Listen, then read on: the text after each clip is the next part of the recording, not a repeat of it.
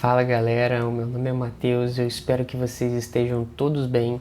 E antes da gente começar a falar sobre o vídeo de hoje, eu já queria pedir o seu like para você se inscrever também no canal, compartilhar esse conteúdo aqui de qualidade com seus amigos, porque dá bastante trabalho de produzir. E bora pro vídeo. No vídeo de hoje a gente vai falar sobre o AAA, o AAA. O AAA vem de Authentication, Authorization e Account. Em redes de computadores, você com certeza já ouviu falar sobre os equipamentos como roteadores, switches, firewalls, controladoras, servidores. Ou se você veio da área de transmissão, trabalha mais com transmissão, você já ouviu falar de WDMs, OLTs e os mais diversos tipos de equipamentos que as duas áreas têm em comum. Mas o que esses equipamentos em si têm em comum também? Eles, em geral, têm um endereço IP de gerência, que serve para a gente poder fazer acesso remoto nesses equipamentos, porque na maioria dos casos a gente não é o geográfico que o equipamento está, a gente faz esse acesso via remoto.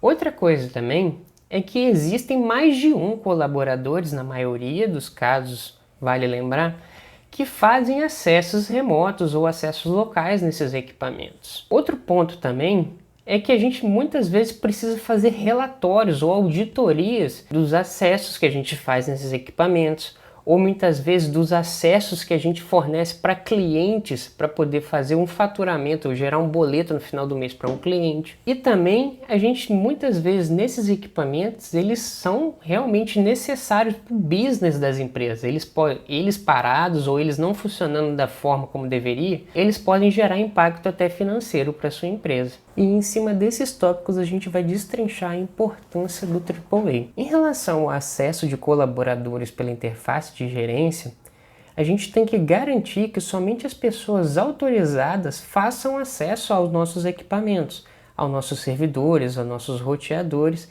e que essas pessoas que são autorizadas, elas tenham um nível de acesso compatível com o poder de conhecimento delas, vamos dizer assim, no sentido de que você quer que o seu N1 somente tenha acesso de leitura no seu equipamento. Já a sua equipe de N2 ou de especialista tem acesso de escrita também para poder fazer alguma configuração se necessário. A gente precisa garantir também que outros setores, como contabilidade, administração, não façam esse tipo de acesso a algum equipamento de rede ou de segurança da sua empresa. Só porque um cara entende um pouquinho de endereço IP, ele pode acessar o seu equipamento e fazer alguma configuração e parar, causar algum impacto para você, ou se não algum funcionário que foi mandado embora e saiu um pouco brigado com a sua empresa, já sabe a senha padrão dos seus equipamentos, ele faça esse acesso e resete o seu roteador ou desative todas as interfaces. Pessoas ruins podem fazer isso. A gente precisa garantir que elas não façam esse tipo de coisa dentro da nossa rede, aplicando algumas infraestruturas de segurança dentro da nossa rede. A gente muitas vezes também precisa garantir uma auditoria dos nossos equipamentos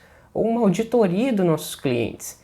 Se você trabalha num provedor de internet, a gente vai dar o exemplo aqui da nossa Morcego Telecom, muitas vezes você tem clientes PPPoE dentro da sua rede. Esses clientes PPPoE, você precisa garantir que todo o acesso que eles fazem na internet seja contabilizado para alguma futura auditoria. Vamos imaginar que você tem aqui um banco e algum cliente dentro da sua rede causa alguma fraude financeira nesse banco. Quando o banco for fazer essa verificação no servidor dele, por exemplo, ele vai verificar lá, o endereço IP vem da Morcego Telecom. Aí o que vai acontecer? A Polícia Federal vai bater na sua porta e vai falar assim, meu amigo, no dia X, no ano tal, a hora tal, esse endereço IP que vem do seu ASN fez uma fraude financeira, uma movimentação financeira fraudulenta naquele banco tal.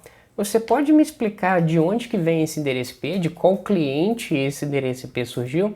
Se você não tiver essa documentação pronta para apresentar para a polícia, você pode até ser preso, você pode responder por essa fraude. Então você precisa muitas vezes fazer uma auditoria dos acessos dos seus clientes. Você, é claro, você não precisa saber o conteúdo da mensagem deles, porque isso vai violando a privacidade do usuário. Nunca você precisa saber o conteúdo.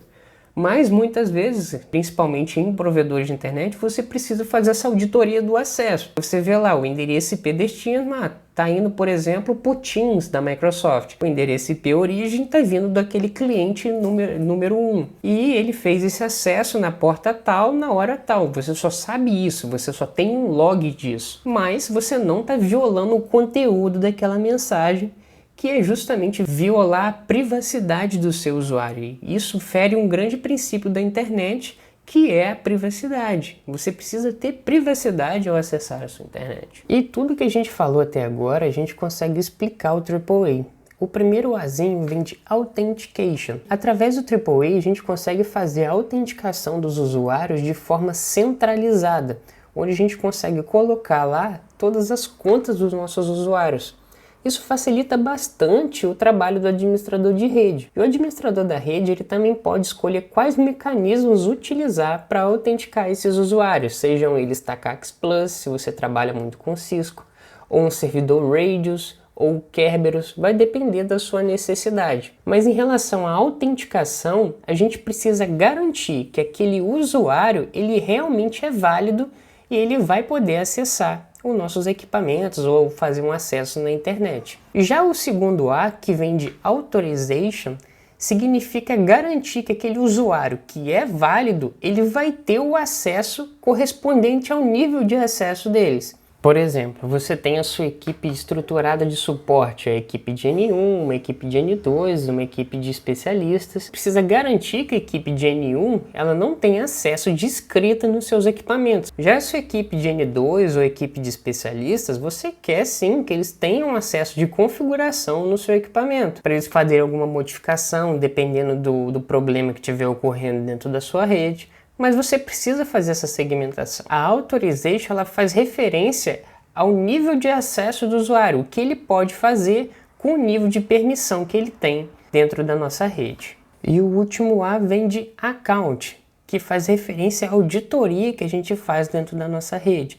Seja uma auditoria dos acessos dos nossos equipamentos, quem acessou aquele equipamento, quais comandos ele digitou naquele equipamento, que hora que ele entrou, que hora que ele saiu. Ou se não, fazer uma auditoria dos acessos dos nossos usuários, o que aquele usuário acessou em determinada hora do dia, era um acesso permitido, não era um acesso permitido, ou mesmo do seu cliente, se você for um provedor de internet. Então o último A faz a referência a uma auditoria, a uma contabilidade que a gente faz dos acessos da nossa rede. E agora que você já entende os conceitos de AAA, vamos falar sobre o protocolo Radius para ficar tudo ainda muito mais claro. Porque através do protocolo Radius a gente consegue implementar o AAA dentro da nossa rede. O Radius ele foi implementado primeiramente pela RFC 2138, que faz o tratamento da sua Authentication e de Authorization. Já para o Account foi definido pela RFC 2139.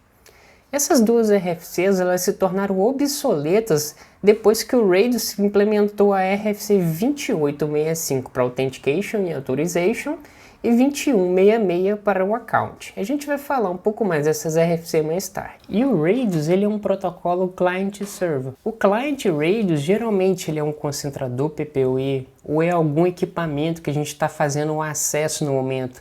E esse equipamento solicita a sua autorização para o servidor Radius para ver se você tem ou não autorização para acessá-lo. E o servidor Radius ele fica na outra ponta onde recebe essas requisições do cliente. O servidor Radius ele pode ser uma máquina Linux ou uma máquina Windows, onde tem ali embarcado o protocolo Radius dentro dela. Geralmente alguns provedores preferem pagar, dependendo do tamanho da sua operação, para ter uma aplicação onde roda um Radius lá, onde você cadastra seus clientes, você tem uma interface web amigável ali para acessar, então fica muito mais fácil. Outras empresas muitas vezes preferem desenvolver o seu próprio servidor.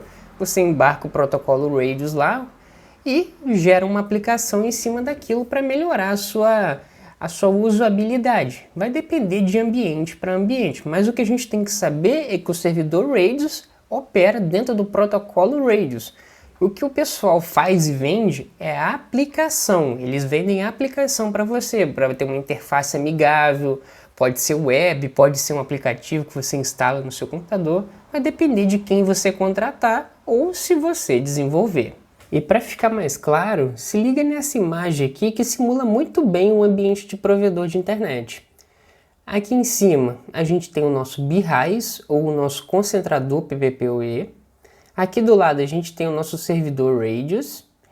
E aqui embaixo é um modemzinho ou roteador que fica lá na casa do cliente. Então o modem ou roteador, ele inicia uma autenticação PPP solicitando acesso aqui à rede para o nosso concentrador. O nosso concentrador, ao receber essa requisição, responde ao cliente solicitando a ele um usuário e senha para poder fazer essa requisição ao servidor. Ao receber essa mensagem, o cliente ou o modemzinho aqui vai responder o usuário e senha, lógico, isso já vai estar pré-configurado no momento que a gente faz essas configurações, e responde ao nosso concentrador. Nosso concentrador, no momento que ele receber o usuário e a senha, então ele vai agir como client Radius do nosso servidor. Ele solicita ao servidor o seguinte: olha, servidor, tá aqui o usuário e a senha criptografada do nosso cliente. O que você vai fazer com isso? O nosso servidor Radius pega essa informação do concentrador e olha dentro do banco de dados dele. Olha, esse usuário e senha, eles estão cadastrados aqui? Se tiverem cadastrado e tudo ok, o nosso servidor Radius vai enviar uma mensagem para o nosso concentrador falando assim: olha, mensagem de accept. Esse usuário está permitido a autenticar na rede. Então o nosso concentrador permite o acesso do nosso cliente aqui.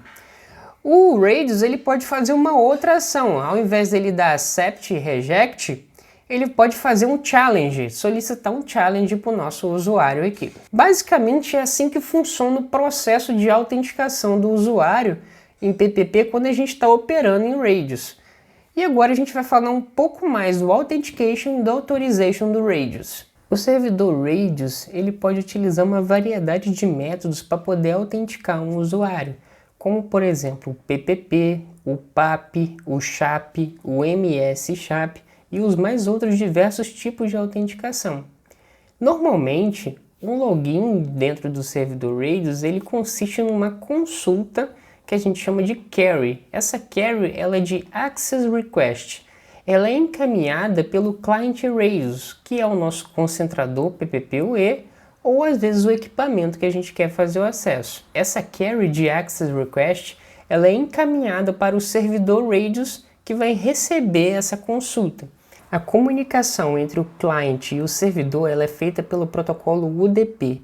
Então toda a retransmissão ou disponibilidade, ela é tratada pelo equipamento e não pelo protocolo de transmissão. Inicialmente, o Radius atribuía a porta de autenticação dessa comunicação pela 1645. Entretanto, essa porta já era utilizada por outro serviço conhecido. Então veio a RFC 2865, que é a nova RFC, e atribuiu a porta de Authentication e Authorization na porta 1812 para o Radius. Já para um account do Radius, essa conversa é um pouco diferente, porque ele trabalha o account de forma independente. O Authorization e Authentication ele acopla dentro de um serviço só, e o account ele trabalha de forma independente, em uma porta separada para essa comunicação.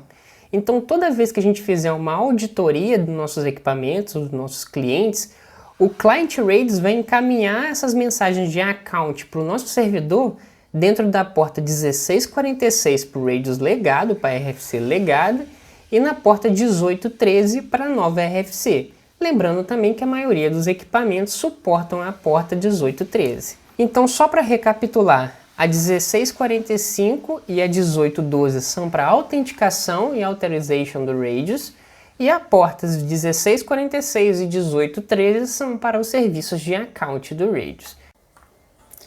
Bom, e antes da gente já partir para a nossa topologia no Eve para simular o nosso ambiente, eu quero demonstrar para vocês o processo de instalação do FreeRadius. O FreeRadius é uma plataforma open source que você pode utilizar até dentro do seu provedor. Mas dependendo da sua demanda, da quantidade de clientes que você tem, muitas vezes você vai preferir comprar esse serviço de alguma empresa. Existem empresas que fornecem esse tipo de aplicação baseada em servidor Radius já pronto para você implementar dentro da sua rede. Caso você opte uma solução open source, você vai ter que dar uma estudadinha, você vai precisar de alguém especializado dentro dessa solução.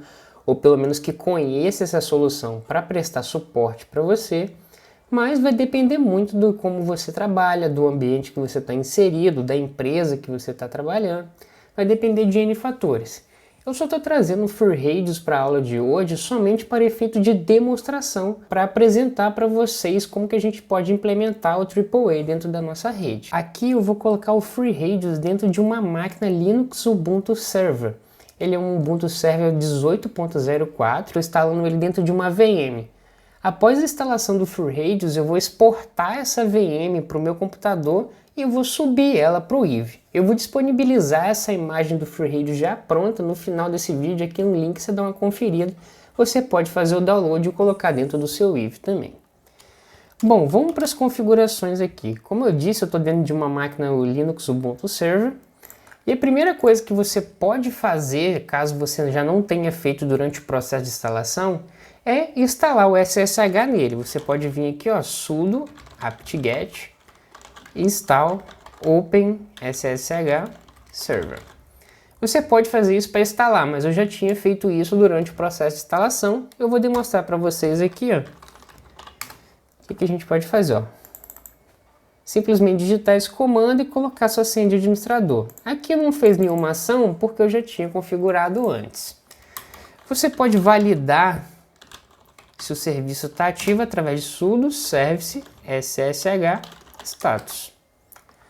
Você pode ver aqui, ó, active running. Beleza? Os primeiros passos antes de começar a instalação do FreeRadius propriamente dita são esses. Agora a gente começa a instalação do FreeRadius. A primeira coisa que a gente pode fazer é um apt-cache search FreeRadius.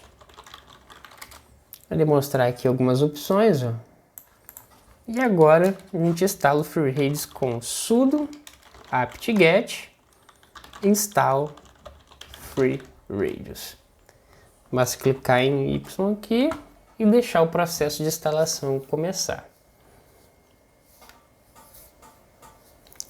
Agora a gente vai esperar um pouco Agora a gente vai esperar o término da instalação e assim que a gente terminar a instalação eu volto aqui para conversar com vocês. Finalizada a instalação do FreeRadius, você pode validar se está tudo certinho através do comando FreeRadius-x. Só vou colocar o sudo aqui na frente porque precisa do acesso de privilegiado. Como você pode ver aqui, vai aparecer um monte de coisa aqui escrito para vocês. Isso é um bom indício que está tudo instalado certinho. Outra coisa que você pode fazer é verificar através do comando netstat -nato, onde ele demonstra todas as portas que estão abertas. Se você analisar direitinho aqui, você vai ver que as portas do Radius estão abertas, a 1812 e a 1813. Você pode fazer um comando mais específico ainda, digitando pipe grep 181, que é onde ele vai mostrar as portas 1812 e a 1813 aqui, indicando que elas estão abertas dentro do seu servidor. Caso elas não estejam abertas, vai ser necessário você fazer essa permissão dentro do firewall do Linux. Basicamente, a instalação do FreeRadius é isso. Você não precisa de criar mais nenhuma etapa, configurar qualquer coisa agora para começar a executar o FreeRadius propriamente dito. O que a gente precisa agora é fazer as configurações de usuários, configurações de clientes, que são os nossos dispositivos que vão solicitar esse acesso ao FreeRadius, que é onde a gente vai ver agora. Mas, caso você prefira, você pode literalmente pegar essa imagem e exportar ela já para o Eevee, que ela vai funcionar perfeitamente, e lá no Eevee você faz as configurações necessárias, como usuários e senhas de dispositivos. Aqui já está o nosso laboratório no Eevee. Vocês podem ver que ele simula muito bem o ambiente de provedor de internet. A gente está aqui com a nossa Morcego Telecom de sempre. E a ideia desse laboratório aqui todos os clientes PPPoE, o CPE1, o CPE2, eles fazerem as requisições ao nosso concentrador PPPoE, o nosso BRISE aqui, que é o R2, e o R2 vai trabalhar junto com o servidor Radius para poder permitir a conexão desses usuários. Também a gente vai fazer um controlezinho de banda para ver como é que faz, apenas para exemplificar. e vai divulgar essa rede aqui via OSPF também, que é um assunto bastante interessante. Eu já deixei algumas configurações do OSPF já prontas para adiantar o nosso vídeo, já que não é o intuito desse vídeo. E as configurações do BGP também, já a grande parte pronta aqui também. E a ideia no final desse vídeo é fazer uma conexão entre o CPE e esse roteador da internet aqui para a gente testar esse controle de banda para ver se está tudo funcionando certinho. Então a gente autentica os clientes PPPoE via FreeRadios e também quando a gente for logar nos nossos roteadores RT2 e RT1, eles também façam a solicitação ao FreeRadios conforme o cadastro que a gente fizer. Aqui no FreeRadios ele já está importado aqui para o IVE. Eu vou deixar aqui embaixo na descrição o link de como que a gente faz isso. Uma tarefa bastante simples, tá? E eu também já deixei pronto também o IVE dentro do nosso laboratório. A gente dá um clique 2 vezes, ele vai aparecer essa telinha aqui. A primeira coisa que a gente vai validar no IVE é as interfaces que a gente tem, ó, IP ADDR. Pode ver que a gente tem uma interface loopback e uma interface ESN3. A gente vai atribuir o endereço IP nessa interface aqui. Você pode utilizar também o ifconfig, mas ele não vai demonstrar nada porque não tem nenhum endereço IP configurado. Então, para configurar o endereço IP nesse Linux, a gente vai fazer ifconfig ENS3.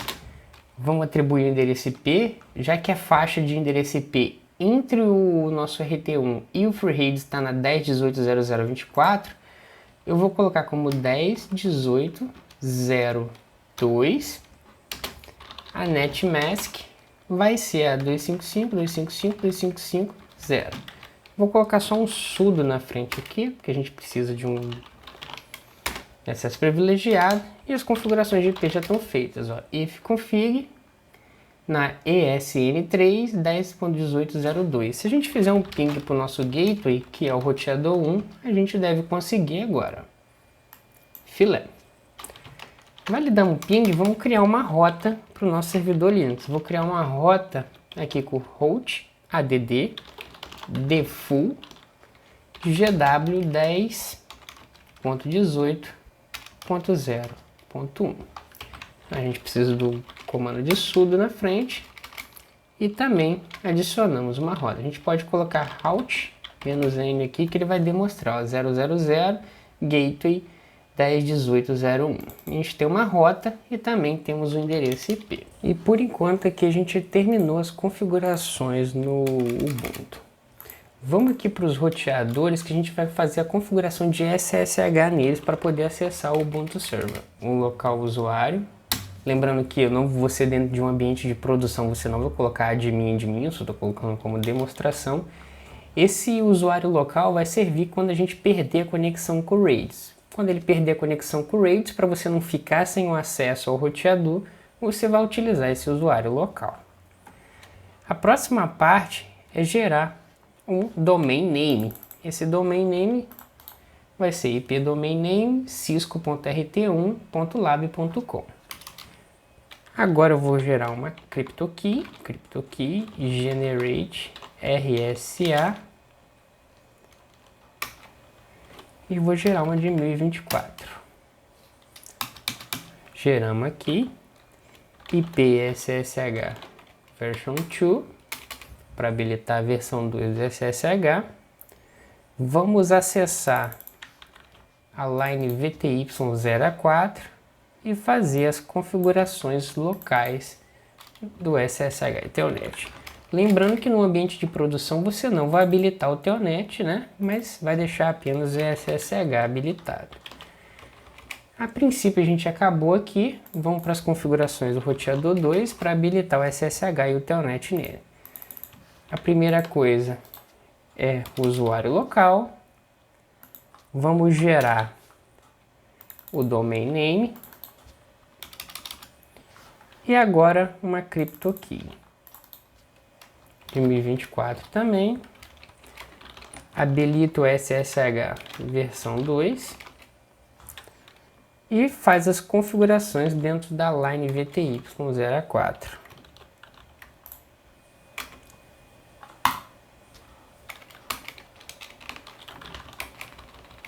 a gente fechou por enquanto as configurações de SSH nos roteadores. Para a gente testar, eu vou mandar um telnet no roteador 1. Então 10.2.2.1 admin, a gente já consegue acesso nele. Agora eu vou entrar dentro do roteador 1 e vou fazer um SSH para o servidor Ubuntu. Então o login é Ubuntu 10.18.0.2. Vamos aguardar a solicitação de senha. A senha também é Ubuntu. E a gente está dentro das configurações do nosso servidor de FreeRADIOS.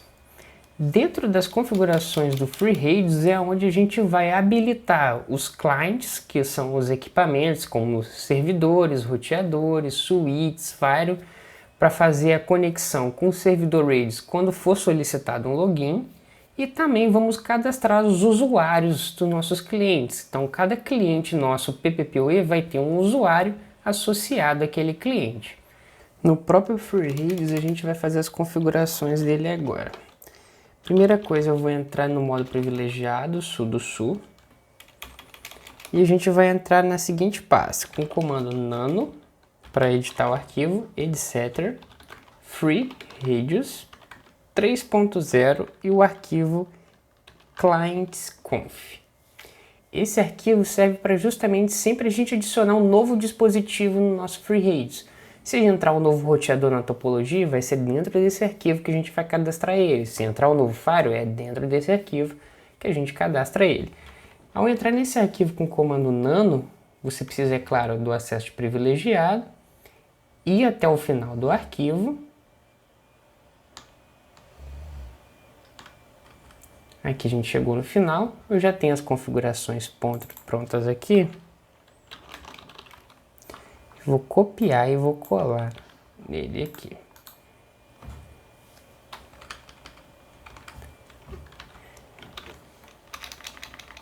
Já tenho as configurações prontas, eu vou copiar e colar. Client Router 1. A gente pode definir um nome para esse client aqui, apenas para documentação. IP address, a gente vai colocar o endereço IP do roteador 1. Vou colocar 10.18.0.1 mesmo. O secret é uma senha que a gente estabelece entre o client RADIOS e o servidor RADIOS. O NAS type vai ser Cisco mesmo, já que a gente está trabalhando com a plataforma Cisco. E o short name dele vai se chamar roteador 1. A gente finaliza as configurações para o roteador 1. A gente pode fazer aqui também para o roteador 2. Então vou copiar o que eu fiz em cima para ficar mais fácil. Então router 1, a gente vai mudar para router 2 aqui.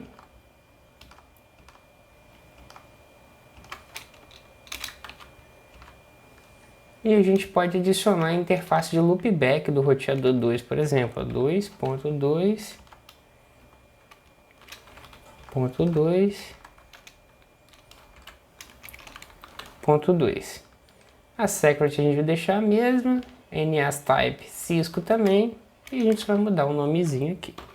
A gente cadastrou os nossos dispositivos no FreeRADIOS. Agora a gente precisa cadastrar os usuários no FreeRADIOS.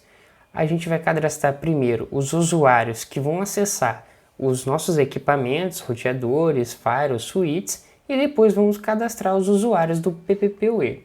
Para cadastrar os usuários no FreeRADIOS, a gente precisa ir através do comando nano para editar o arquivo, FreeRADIOS 3.0, entrar em Users. Em Users, eu já deixei alguns usuários prontos aqui. Você pode perceber que ao invés de a gente colocar lá no final do arquivo, a gente está colocando aqui no início, que é o recomendado pelo próprio fabricante do FreeRADIOS aí. Então a gente cadastrou um client 1, que vai ser o nosso cliente PPPoE. A autenticação vai ser via SHAP. O password dele também é cliente 1. O protocolo é o PPP. Então, toda vez que você quiser cadastrar um cliente PPP dentro do seu FreeRADIUS, você pode usar esses comandos aqui.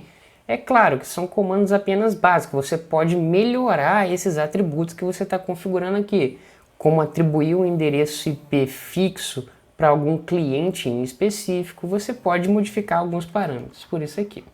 Vamos cadastrar aqui também o cliente 2.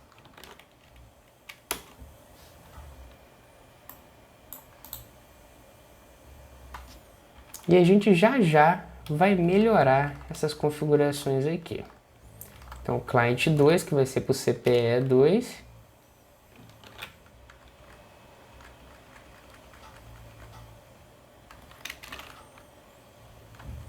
Os usuários. Eu criei um usuário morcego, que é para mim, que vai ter o privilégio de 15, ó, Shell Priv Level 15. Aqui a gente define o level do acesso do usuário. E o tipo de conexão dele, ó, Service Type, é NAS Prompt User, indicando que a gente está criando esse usuário apenas para logar dentro de equipamentos. Já para o cliente PPP, ó, a gente, ó, User Service Type, a gente Frame de User. A gente não utiliza esse Service Type para prompt aqui. Então você tem umas pequenas diferenças quando a gente cadastra o usuário para ele poder acessar dentro dos equipamentos e quando a gente cadastra o usuário para colocar ele dentro do nosso serviço de PPP. Lembrando, galera, que isso é apenas uma demonstração. Se você tem na sua empresa um servidor RAIDs que suporta já Cisco, suporta MikroTik, Huawei, continue utilizando, você também pode utilizar ele. O que eu estou fazendo aqui é apenas pegar uma plataforma open source para efeito de demonstração, para a gente poder aprender muito melhor sobre o conceito de AAA. Em relação às configurações de usuário, elas basicamente já estão prontas. Resta agora a gente salvar o arquivo, lembrando que eu configurei isso logo no início do FreeRADIUS, então tudo aqui, ó, tem uma cambada de coisa aqui para baixo ainda que eu não estou mexendo, eu só estou configurando o início do arquivo, que é a recomendação. A gente vai salvar e vai sair com o Ctrl X aqui. Assim que você finalizar todas as configurações do FreeRADIUS, é obrigatório você fazer um restart do serviço. Para fazer o restart dele, você vai emitir esse comando aqui, sudo etc init de FreeRADIUS restart. Logo embaixo ele já vai indicar para a gente aqui que o serviço do FreeRADIUS foi restartado. Agora resta a gente configurar os nossos roteadores para poder eles autenticar via Radius. Para isso a gente vai voltar aqui no roteador 1, eu vou sair do servidor Radius, exit, voltamos aqui no roteador 1 e vamos iniciar as configurações de AAA no roteador 1. Primeira coisa que a gente precisa fazer no roteador 1 é o AAA New Model. A partir desse momento a gente habilita o AAA para funcionar no roteador 1.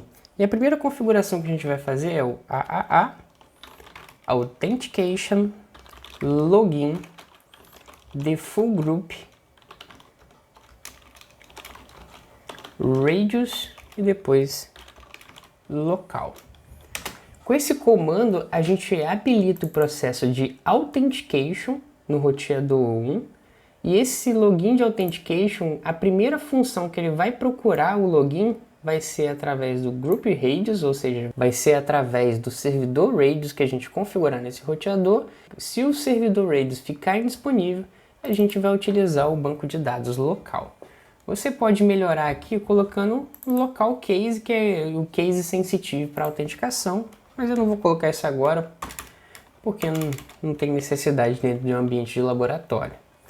O próximo comando vai ser o AAA Authorization Exec Default Group Radius e depois local, e no final a gente vai colocar a instância if authenticated. Se o usuário logar com sucesso dentro do servidor Radius, ele vai começar a ter privilégios de usuário. Se ele tiver um privilégio avançado, ele vai conseguir fazer enable, configurar algumas coisas. Se ele não tiver, ele vai ter apenas o acesso de leitura do nosso roteador. Agora a gente precisa cadastrar o servidor Radius, Radius Server Vou botar um nome para ele, vou chamar de Radius mesmo. A gente agora seta o endereço IP do servidor destino, endereço IP, address IPv4. Aqui a gente vai colocar o endereço IP do nosso servidor Radius, que é o 10.18.0.2. A porta de autenticação, então, Authentication Port, é a 1812 e a Account Port é a 1813. A gente seta aqui nas configurações também. A key que a gente utilizou é 1, 2, 3, 4, 5, 6, que foi aquele secret que a gente definiu no servidor Radius.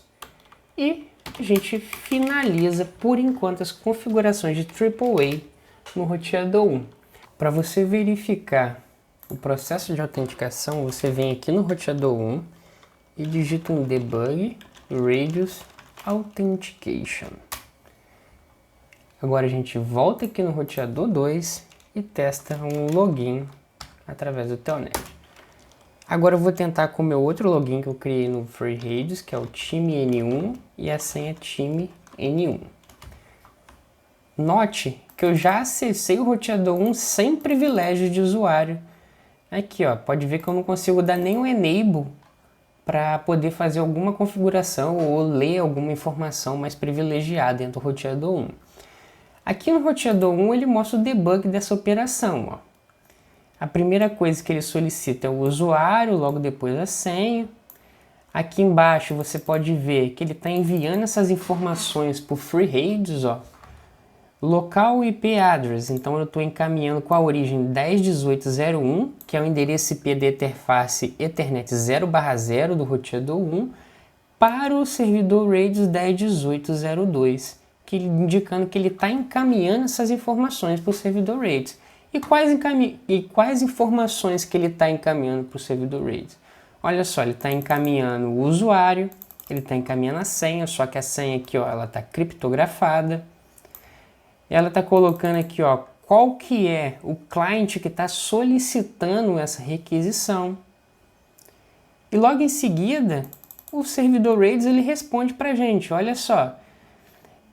10.18.0.2 na porta 18.12, ele está encaminhando um Access Accept, indicando que o nosso usuário time de N1 foi permitido acessar esse equipamento. E aqui a permissão dele, ele coloca logo no final, ó, ele só permite o privilégio de level 1. Então esse é o processo no momento que alguém, ou você, ou algum colaborador solicita acesso a um equipamento, o equipamento solicita o Radius e o Radius permite ou não esse acesso.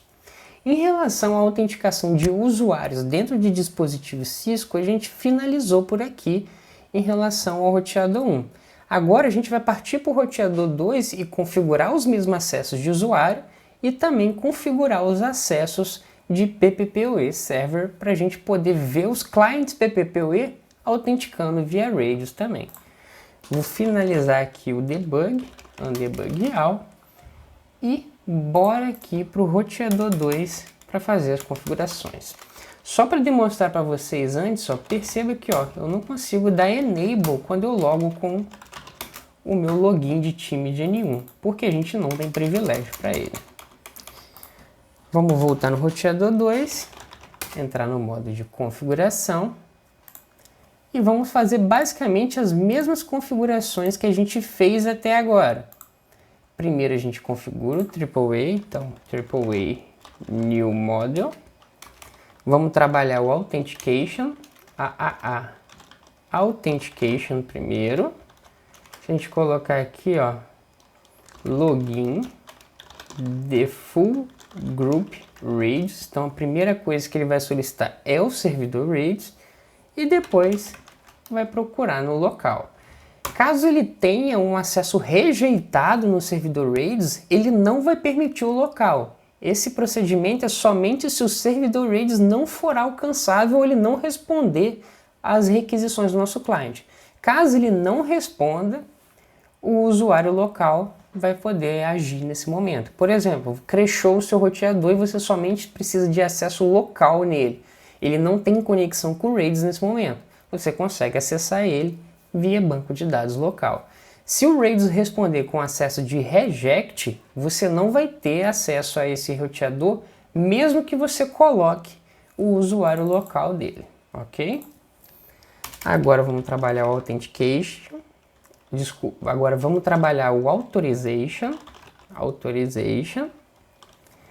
Então aqui em Authorization a gente vai colocar exec default group radius, depois local e somente se ele for autenticado. Aqui a gente termina essas configurações no AAA e vamos para as configurações do Radius. As configurações do Radius é Radius Server. Vamos dar um nome para ele.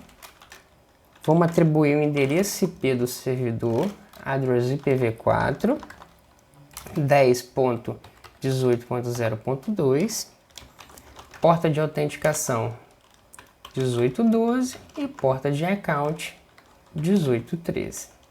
Nada diferente do que a gente viu até agora. Aqui vai ser 1, 2, 3, 4, 5, 6.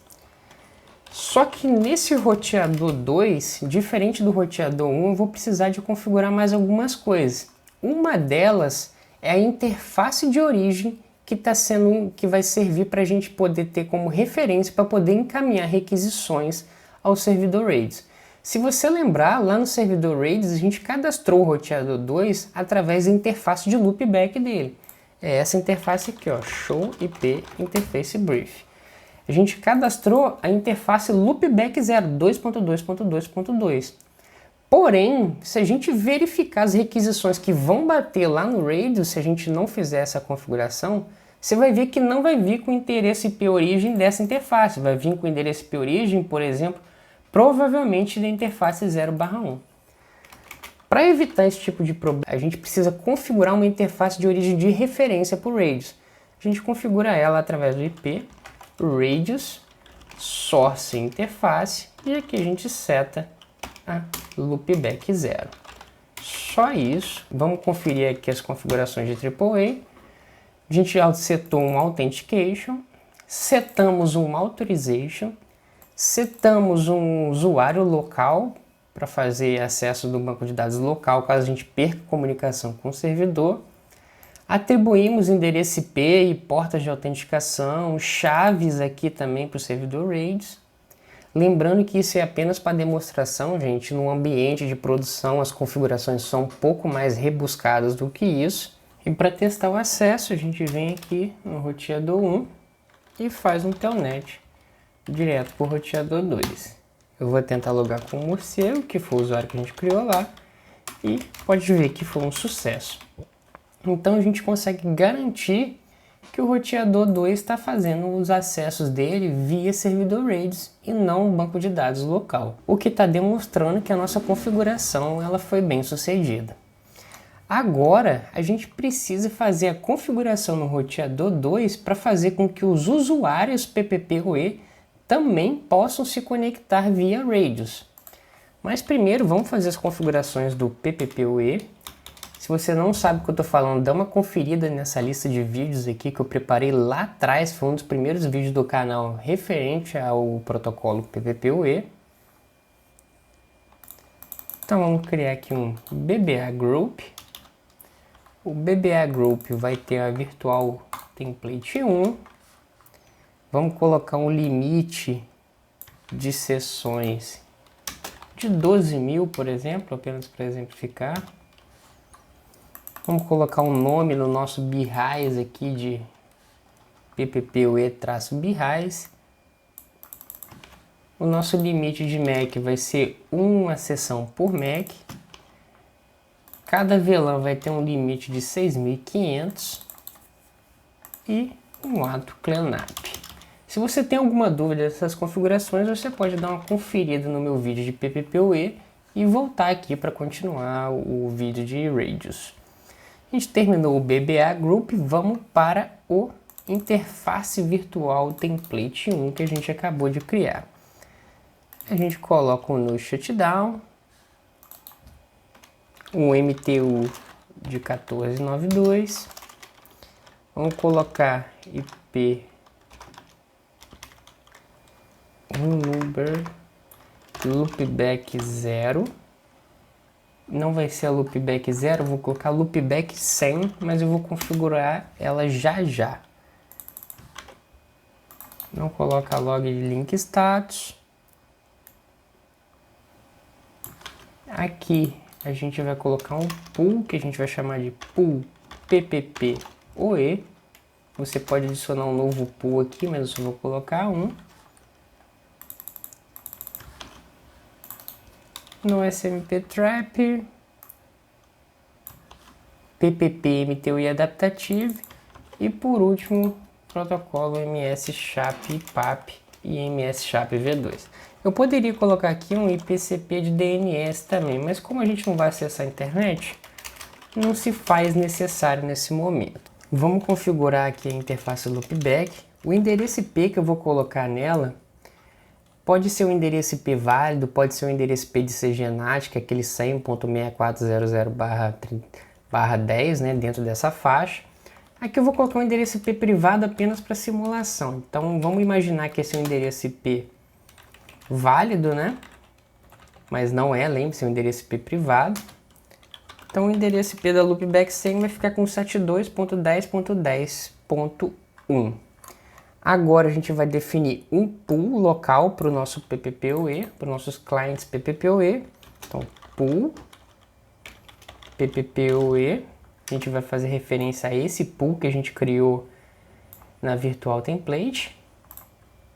Então, pool PPPoE, a gente coloca a faixa dos nossos clientes PPPoE. Imaginando que essa faixa aqui é uma faixa de endereço IP privado, tá, galera? Então, 255. Então, vai de 172.10.10.2 até 172.10.10.255. E a gente vai aprender como que divulga essa rede aqui dentro do domínio OSPF.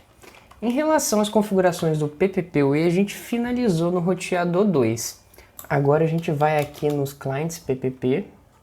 Então, vamos aqui no CPE1 e vamos configurar um PPPoE client nele. Então, interface PPPoE client. Pode ver que não tem nada. Então, vamos adicionar uma. Vamos pedir para adicionar uma default route dentro da interface Ethernet 1. O usuário vai ser o client 1 para o CPE1 e o password dele, client 1 também. Disable no para deixar ele como ativo. E aqui a gente já terminou as configurações do PPPoE. Nesse microtik eu apenas atribuí um DHCP client nele, apenas para pegar o endereço IP para poder gerenciar ele, que vocês vão entender mais para frente. Vamos lá para o CPE2 e vamos fazer o mesmo procedimento. Interface PPPoE client. Note que não tem nada. E a gente configura aqui um PPPoE client, a default route yes, interface ether1 e username vai ser o client 2 e o password client 2, disable null apenas para habilitar ela. A gente terminou as configurações de PPPoE aqui também. Vamos voltar aqui no roteador 2 e configurar o AAA também para os usuários PPP. Para a gente fazer isso, basta a gente vir aqui no modo de configuração dele e em AAA Authentication PPP vai ser primeiro via Group Radius e depois Local Case. A gente precisa também colocar o AAA Authorization Network Default Group Radius e local se autenticado. As configurações do AAA para o roteador 2 ficaram assim, ó. A gente colocou um Authentication Login para os usuários que vão se autenticar dentro do equipamento roteador 2. Colocamos um Authentication agora para os usuários que vão se autenticar via PPP. E aqui a gente coloca os authorizations para permitir as configurações de usuário, para permitir os níveis de usuário. E aqui a autorização para os usuários PPPoE poder acessar a nossa rede. Por último, agora vamos dar uma olhada para ver se os nossos usuários se autenticaram. Eu vou vir aqui no roteador 2, show PPP. Não você pode ver nenhum usuário autenticou, mas eu sei por quê. Porque a gente não configurou o PPPoE na interface 0/0. Então, conft interface Ethernet 0/0 descriptions PPPoE client no shut e PPPoE enable group global. A gente habilita o PPPoE na interface do roteador 2. Aqui a gente está habilitado. Agora a gente pode conferir novamente para ver se a gente tem usuários autenticados. Como você pode ver, eu tenho dois usuários autenticados, que é o CPE1 e o CPE2. Os usuários dele, client 1 e o client 2 aqui. A gente vai poder analisar mais especificamente cada usuário através do comando show subscriber session e username client 1. Aqui ele mostra alguns parâmetros do client 1, tipo de subscriber, PPPoE-PPP, o tempo da sessão dele, a interface virtual que ele está associada. E perceba que aqui, ó, Policy Information só demonstra que ele está autenticado. A mesma coisa se a gente vê o Client 2. Os mesmos parâmetros, basicamente, o que muda é o tempo de login, o usuário que a gente está trabalhando. Para a gente melhorar um pouco mais o nosso laboratório, vamos configurar um controle de banda para os nossos clientes PPPoE. Isso é bastante comum dentro do ambiente de provedor, porque é muito comum do provedor vender a internet por planos. Muitas vezes ele tem um plano de 100 MB, ele cobra um valor por isso. Um plano de 200, ele cobra um valor maior que o plano de 100 MB, um plano de 50 e assim por diante. Então isso é bastante comum da gente fazer dentro do ambiente de provedor. E aqui a gente vai fazer através do Radius. Você pode fazer essas configurações através do Radius para ele setar essas bandas de configurações para os seus usuários. Ou você pode fazer isso até mesmo dentro da OLT que você está trabalhando através dos perfis da OLT. Vai depender bastante da forma que você gosta de trabalhar. Muitas vezes você prefere fazer via RAIDs porque é muito mais simples. Ou às vezes você prefere via OLT, ou se você estiver trabalhando com esse tipo de tecnologia, porque também você acha mais simples. Vai depender da forma que você gosta de trabalhar. Aqui a gente vai configurar através do RAIDs. Então vamos lá. Vamos entrar no Radius, SSH 1802. Vamos esperar ele solicitar a senha aqui pra gente.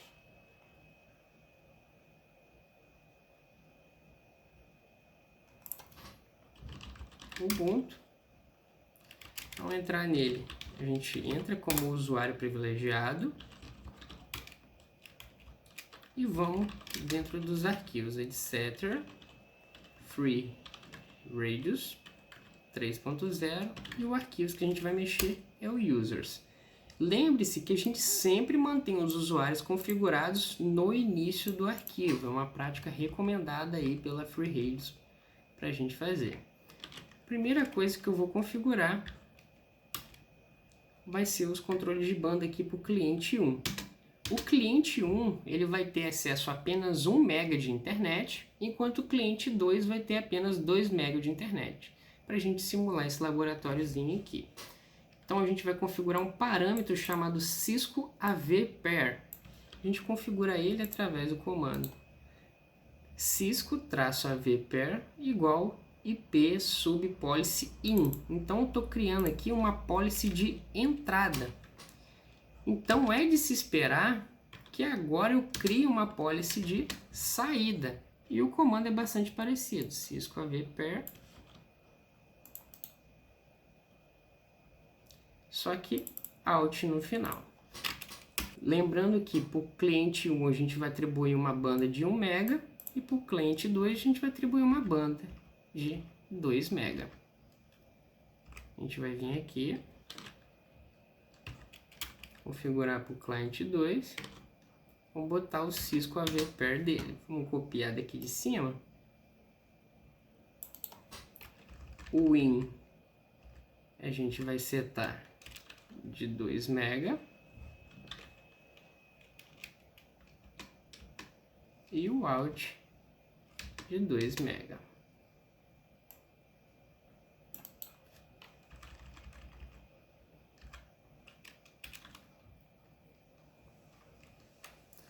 A gente finaliza aqui as configurações para os usuários PPPoE. A gente atribuiu uma banda para eles e, como sempre, toda alteração ou modificação que a gente fizer no servidor FreeRAIDS, a gente precisa fazer um restart nele. Então, restart concluído. A gente pode sair. Agora a gente vai vir aqui no roteador 2 para configurar os parâmetros de KOS para permitir que ele aceite esse controle de banda do nosso servidor FreeRAIDS. Então a gente vai fazer isso através do policy map, umb-in. Então a gente precisa criar os mesmos nomes que a gente atribuiu lá no servidor, a gente tem que colocar igualzinho, então umb_in. Aqui a gente vai colocar na classe default dele e vai colocar uma policy que é atribuída em bits por segundo. Então se a gente quer 1 MB, então vai ser 1 seguido de 6 zeros. Ó. 3 zeros a gente tem 1K, 6 zeros a gente tem 1 MB. Conforme action, transmit, excede action, drop. Aqui a gente termina a configuração da primeira policy map. Você pode conferir através do show policy map, indicando que a gente tem aqui uma policy de entrada. Vamos criar a policy map de saída, mb-out.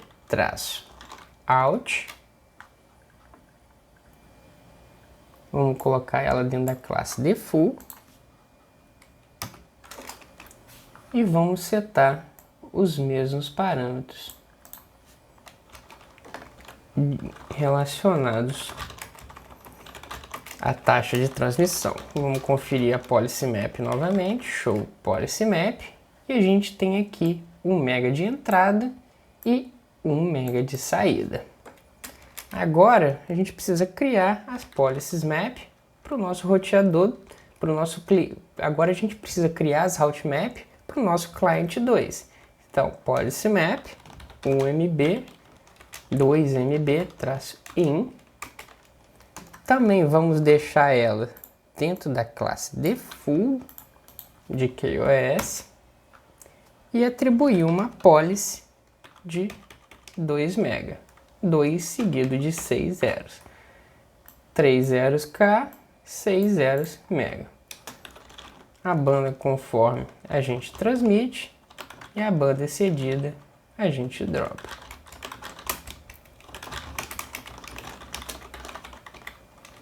Policy map, a gente já tem 3 aqui, ó, duas de 1 MB e uma de 2 MB. Vamos terminar de saída para o cliente 2. Out. A gente joga dentro da classe default.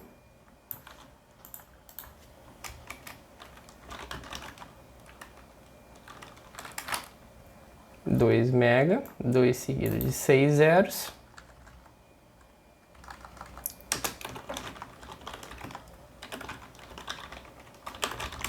A gente acaba aqui as configurações de KOS do nosso roteador 2.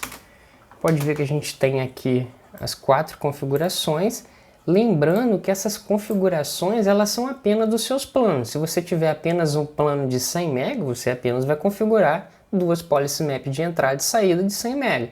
Conforme você tem o aumento dos planos, plano de 50, plano de 100, plano de 200, você vai colocando eles aqui dentro da sua policy map e, é claro, atribuindo também dentro do seu servidor Radius, ok?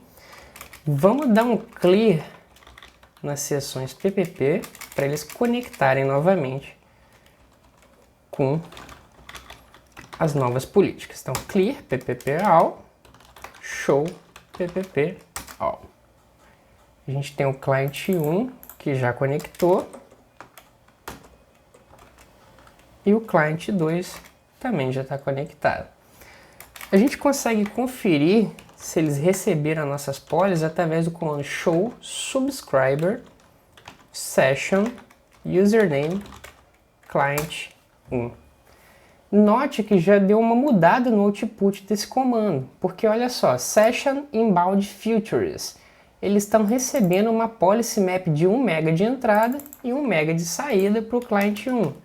O client 2 é desesperado a gente receber uma policy map de 2 MB. Agora vamos acessar no lado do CPE1 e o CPE2 e fazer um teste de banda entre o CPE1 e o nosso roteador da internet para ver quantos mega de banda vai passar ali. E é de se esperar que ele passe apenas 1 mega. Da mesma forma, a gente vai fazer o teste do CPE2 para nossa internet aqui.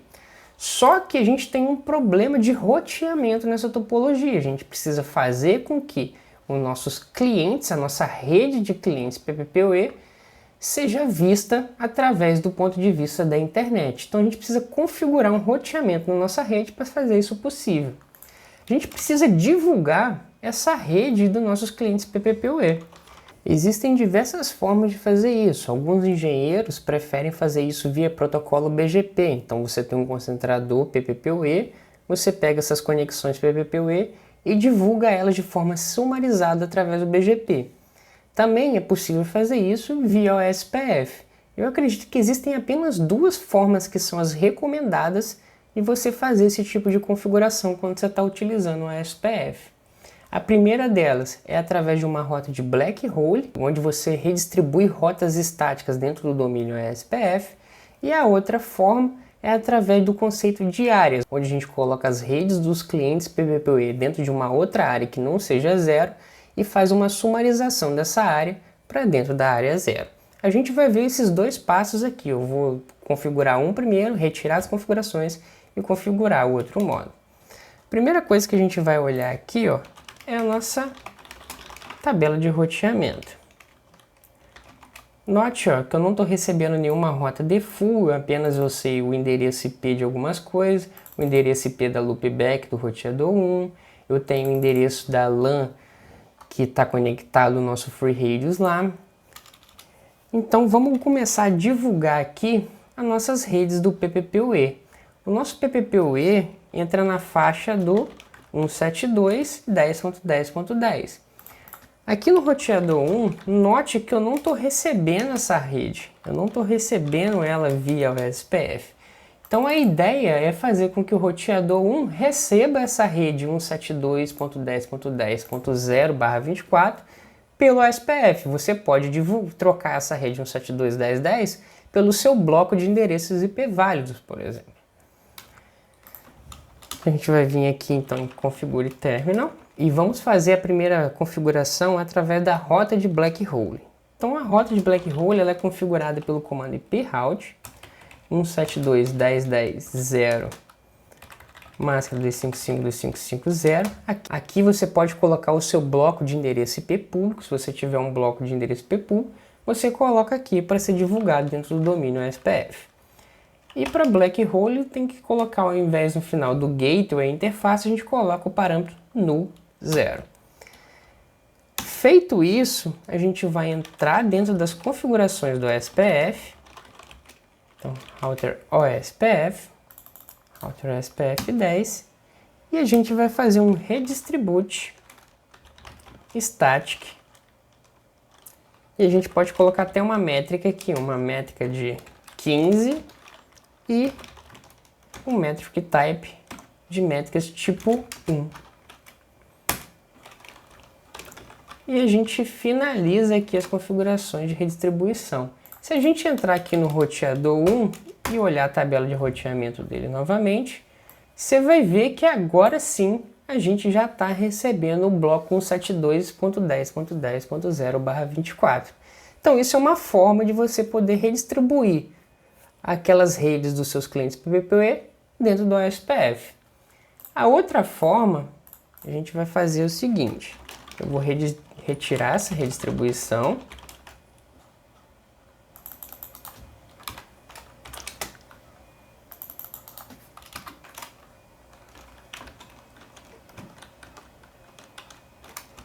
no Redistribute Static. Vamos conferir se saiu. Beleza, saiu as configurações. Vamos tirar a nossa rota de black hole.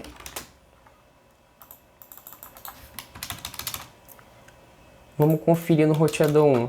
Note que ele já não tem mais a rede 172.10.0 aqui. Mas a gente vai divulgar ela novamente.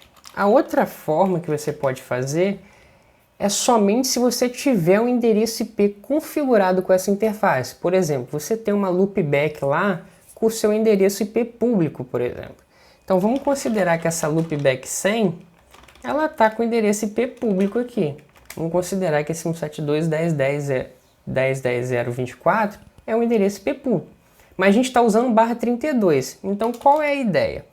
A gente vai vir aqui na loopback 100 e vai colocar ela dentro do domínio OSPF. IP OSPF 10 área 1. A gente coloca ela dentro de uma área diferente da área 0. Por exemplo, aqui eu coloquei dentro da área 1.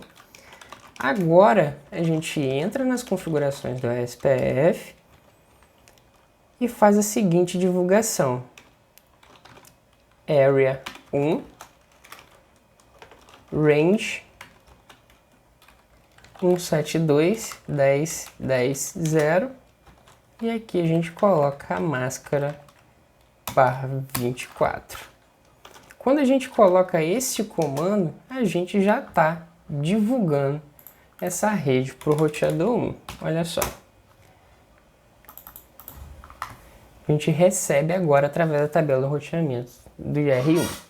O que a gente fez foi basicamente duas formas que você pode utilizar para divulgar as redes do PPPoE dentro do domínio OSPF. A única diferença é que no primeiro método a rota ela é apreendida via external route, já que a gente está redistribuindo via uma rota estática de black hole. E o segundo método a gente está aprendendo essa rede via IA. Se você olhar aqui na tabela de roteamento, o IA vem de OSPF Inter Area. Então significa que ele vem de uma outra área do OSPF. Eu vou deixar desse jeito aqui para a gente não precisar fazer mais nenhuma configuração. Agora eu preciso fazer com que eu estou recebendo essa rota via OSPF, eu preciso divulgá-la através do BGP, porque eu não estou divulgando nada pelo BGP ainda. Show IP BGP, show IP BGP Neighbor, Advertisement Router, estou divulgando nada, zero prefixo. Então, eu preciso agora redistribuir essas rotas aprendidas via OSPF para dentro do BGP. Antes de eu redistribuir essas rotas para dentro do BGP,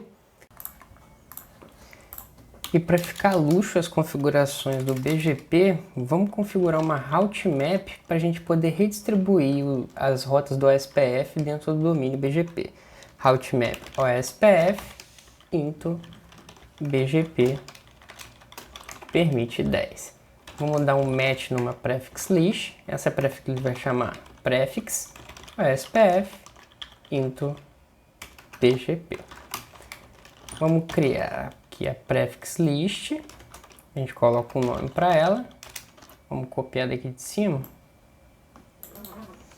Sec 10 permite 172.10.10.0/24. Você pode colocar ou substituir essa rede privada, que eu já mencionei que ela é uma rede privada, pelo seu bloco de endereço IP público nesse caso.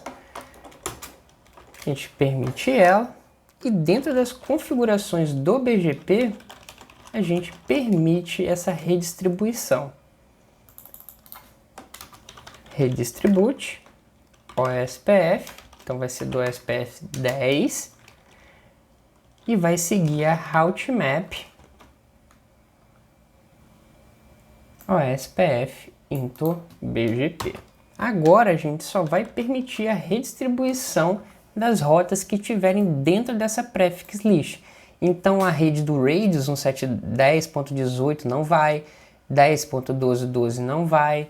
Então somente a rede 172.10.10 vai ser divulgada dentro do BGP. A gente vem aqui em Show BGP Summary e olha as rotas que a gente está divulgando para o nosso neighbor. Note que agora a gente está divulgando um prefixo, que é o prefixo 172.10.10.0, que está indo lá para o nosso roteador da internet. Para a gente finalizar as configurações do roteador 1, só resta agora divulgar a rota default dentro do nosso domínio SPF. Mas antes de eu fazer isso no roteador 1, se liga no roteador 2 aqui, na tabela de roteamento dele. Perceba que eu não tenho nenhuma rota default que ele está recebendo aqui. Então, se eu receber algum pacote para algum endereço IP que não esteja dentro dessa tabela de roteamento, o roteador 2 não sabe para onde encaminhar, logo ele descarta o pacote. Então, a gente vem aqui no roteador 1, dentro das configurações do SPF, e utiliza o seguinte comando: default information originate. E a gente vai colocar aqui a métrica para a rota default de 15 e uma metric type do tipo 1. Com esse comando, o roteador 2 já vai receber uma rota default através do SPF, ó, E1 aqui, ó, external type 1, apontando para o roteador 1. Para ficar mais fácil de ver, a gente pode conferir ela aqui. Bom, a gente já deixou o roteamento redondinho, então a gente espera aqui que os roteadores da CPE1 e o CPE2, que estão na casa dos clientes, já possam fazer a comunicação com o roteador da internet aqui. O endereço IP da interface dele é o 100.100.0.1. A gente consegue verificar aqui, ó, pelo Show IP BGP Summary, que é o neighbor BGP do roteador 1. Se a gente vir aqui no CPE1 e testar um ping 100.100.0.1, a gente tem ping lá no roteador da internet. Mesma coisa se a gente vir aqui no CPE2. Eu vou entrar na interface do inbox do CPE1 só para a gente fazer um teste aqui de banda. Eu vou vir aqui em Tools, Bandwidth Test, vou colocar aqui o endereço IP da interface do roteador da internet, lá que é o MikroTik, que eu estou utilizando só para a gente fazer esse teste. E eu vou deixar o teste de banda aqui livre. Vamos ver quanto que ele consegue passar nesse tráfego aí. Estou encaminhando primeiro o fluxo. Note, galera, que olha só, para o CPE1 ele não passa de 980 KB, que dá 1 mega mais ou menos ali, dependendo do processamento. Então, ó, 1 mega, ele não passa de 1 mega. Ele está passando tudo que ele deveria passar. A mesma coisa se a gente fizer aqui no Receive. Você vai ver aqui, ó, que ele não está passando de 1 mega, 970, 994, que fica ali bem beirando 1 mega mesmo. Eu vou deixar como teste para vocês utilizarem de exemplo o CPE2 e fazerem um teste nas suas casas para ver se funcionou certinho. Mas, de acordo com o que a gente viu aqui, vai funcionar conforme a gente configurou. Bom, galera, o que eu tinha para passar na aula de hoje era apenas isso. Foi uma aula um pouquinho mista, né? Mas a ideia era apresentar um pouco mais o AAA e o protocolo Radius.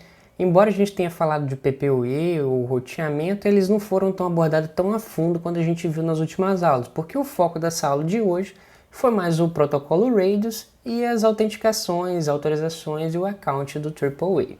Eu espero que você tenha gostado, porque essa aula deu bastante trabalho de fazer, então curta aqui embaixo, se inscreve no canal, coloca um comentário aqui se ficou alguma coisa que eu deixei em pendente, que eu não expliquei direito, e compartilhe com seus amigos, não esqueça. E é nóis!